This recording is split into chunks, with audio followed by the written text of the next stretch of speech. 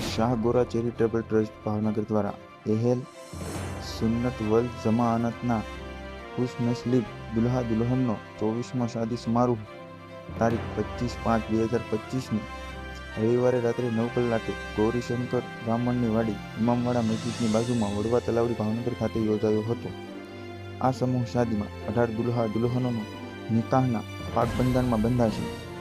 સંસ્થા તથા સખીદાતાઓ દ્વારા દુલ્હનોને ઘર વખરીની ચીજ વસ્તુઓ આપવામાં આવી હતી.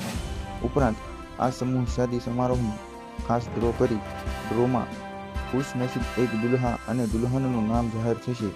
આ દંપતીને પવિત્ર મક્કા અને મદીના શરીફની ઉમરા હજમાં સંસ્થા દ્વારા મોકલવામાં આવશે.